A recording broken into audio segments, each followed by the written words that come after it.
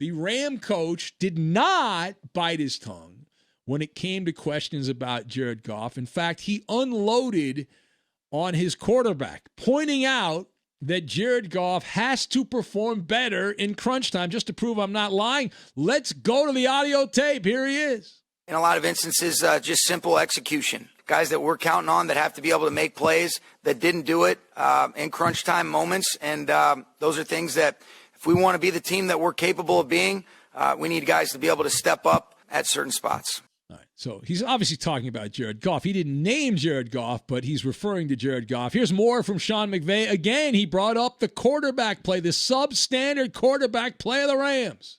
It's taking care of the football. Our quarterback's got to take better care of the football. There you go. You got to take better care of the football. Sean McVay said it. Are you listening? Hello? Are you listening? Apparently you're not listening. All right. McVay continues here. The Ram coach giving some advice on how exactly Jared Goff cannot be a stumble bum. Might be keeping two hands on the ball. Might be understanding that if somebody's swarming around you, you can't just throw it away when you don't see where you're going. Being able to trust your guys to be able to separate. But overall, anytime that you turn it over as many times as we did and he did, it's just got to be better. And he's capable of it, but we've got to be able to get it done. Yes, and he's not getting it done. Now, the Rams still have a nice record and all that, but my God, Jared Goff in the fourth quarter got outplayed by Nick Mullins. He did. In the fourth quarter, he had 4 of 6 for 31 yards in the fourth quarter of that game, a passer rating of 79, and Nick Mullins was able to move the ball and had over 100 yards passing in the fourth quarter of that game. So let's discuss not every day. Sometimes you need a rest. All right, so the question is, how concerned should Sean McVay be with Jared Goff? We are going to go to the most reliable indicator of concern in all of sport, the Maller scale of panic. 1 to 10, with 10 being your quarterback is raw sewage. Now, Sean McVay, on the Maller scale of panic, is at a 9. He is at a 9 with Jared Goff. To lead off with, Sean McVay, who is a tremendous tactician. And I really think this guy is, I'm very happy he's the Rams coach. I like the Rams. And as it comes to offensive football, I would put him up there against anybody outside of Andy Reid. Andy Reid is the top play caller. It's one of the problems that Eric Bieniemy has in Kansas City is that Andy Reid calls the plays. But Andy Reid's at the very top, and then below him you've got Sean McVay. And I don't know that anyone else I would rather have than Sean McVay as a play caller. I can't think off the top of my head anyone that would be better than Sean McVay. However, McVay, even though he's this young guy, and he's still, I think, the youngest coach in the NFL, Sean McVay, time's a wasted for the Rams. There's no need to sugarcoat things, right? Jared Goff continues to be a guy at quarterback that is a boondoggle, all right, when he's out there. And you've got an elite defense. You've got a top 2 defense in the NFL. And the Rams season, as far as how far they're going to go, it would appear is limited. All right, now, you can still get to a Super Bowl with Jared Goff. They've done that already. But if you think of this like racing, in NASCAR parlance, they changed NASCAR years back because of a certain piece of equipment they put in the engine. And that's what Jared Goff is for the Rams. Jared Goff is a human restrictor plate. And his medley of mistakes limit the top speed the Rams can reach. They can't go full pedal to the metal, full throttle because of that restrictor plate. And no matter how good Aaron Donald is, and he was back making plays there. We did a monologue over Thanksgiving, and Aaron Donald was upset, and it felt like he was not getting the benefit of the doubt from the officials. Well, he forced a fumble, made a big impact play for the Rams. Jalen Ramsey, those guys can go out and bleed antifreeze, and it's a waste of time if Jared Goff's just going to give the football back. What's the point? Now, furthermore, so Sean McVay has surprisingly done a pretty good job of being able to hide Jared Goff. It's kind of like when you have that ugly piece of furniture and you have friends over back when we were allowed to have people over and party and things like that. And you kind of like put a blanket over it and kind of covered up the side. Maybe you had a stain on it or something like that. Jared Goff is the stain on the furniture of the Rams. and you cover it up, and then somebody comes over to your house and takes the blanket off and sees the stain and say, what's that? Like, what's it? The first 7 weeks of this season, Goff had 12 touchdowns and 4 interceptions. He had no lost fumbles.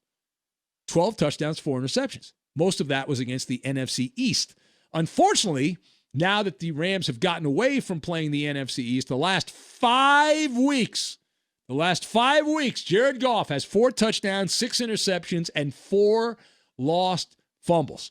An average of 2 per game. And he obviously plays the most pivotal position, which goes without saying, on the field, and he has single-handedly now lost 2 games. Jared Goff, where the defense played well enough to win the game, they won the stats, but lost because of football incompetence by the quarterback. You can chalk this game up with the Santa Clara 49ers and the Miami Dolphins, and for an artistic comparison, Patrick Mahomes is an oil painting. Almost every week he's an oil painting. Jared Goff is a kindergartner's finger painting, is what he, craptastic, an eyesore, right? And, use all those words, malpractice, football malpractice. How bad has he been? How bad has Jared Goff been? Well, we've got some more numbers to back up our case. Jared Goff has had 3 games with multiple turnovers since week 8 that lost to the Miami Dolphins when he had the 2 interceptions and the strip sack, and Tua Tagovailoa was given the win without having to do anything. This season, Goff has 10 interceptions and has lost 4 fumbles. The 14 turnovers are second most in the NFL, tied with Kirk Cousins of your Minnesota Vikings, and just a wee bit behind, Eagles quarterback Carson Wentz. Now, Carson Wentz has an opportunity to stack the deck in the Monday night game. He's got 18 turnovers coming into the matchup against Seattle. But Jared Goff should actually be charged with misdemeanor for that performance against the Niners, because that was a public defecation situation, and there's no other way to say it. And we did pick the Niners in this game, so it's not like we were upset. We thought the Niners would play the Rams tough. Kyle Shanahan, since he took over with the Niners, has had Jared Goff's number and done pretty well against Sean McVay. Those two things go parallel, and he's done that. And also you figure the usual letdown, a big win against Tampa Bay, a high-profile game, back to realityville for the Rams. You still thought they would win the game. They just wouldn't cover the number. So we did win a few bucks with the boys from the Bay Area. I guess formerly of the Bay Area. They're on the move. Who knows where they're going to be. Now, the last thing here, the Ram coaches, all right, you look at Sean McVay and you work your way down here. They're going to have a powwow. We know they're going to do that. They've done it before, and attempt a resurrection of Jared Goff. So you can hunker and bunker. And they have no choice, by the way. The Rams coaching staff has no choice but to go back to the drawing board and try to reinvent Jared Goff on the fly. Goff has had especially difficult times recently handling the pressure. He's thrown 6 interceptions under pressure this season, including that third quarter boo-boo. And that is actually tied with Carson Wentz for the most in the NFL when facing pressure. So he's been bad under pressure. Most quarterbacks aren't great under pressure, but they don't usually turn the ball over as much as Jared Goff and Carson Wentz. Now, Sean McVay, though, the reason you go back to the drawing board, try to reinvent the wheel, is because the front office has handcuffed the Rams to Jared Goff. The coaching staff is handcuffed to Jared Goff. He has what's known as job security. He is bulletproof as the Rams quarterback. The brainiacs in the front office were so aroused. It was so orgasmic when they beat the Saints and got to the Super Bowl a couple years back that the Rams handed out huge contracts to Todd Gurley, who they've already gotten rid of. But Jared Goff also got one. He got a 4-year extension worth $134 million. How's that working out? Don't ask. Now, what does that mean? That means that for the 2021 season, the 2022 season, Jared Goff, no matter what, has a job. He's big man on campus.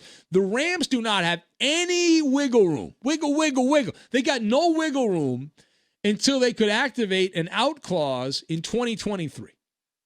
And even then, that would leave $8-9 million in dead salary cap money. Until that point, they have to hold the bag. He is the cross to bear, Jared Goff. So hold an intervention. Send him to rehab, send him to therapy, do whatever you have to do. But Jared Goff is like a broken water heater. He works in spurts.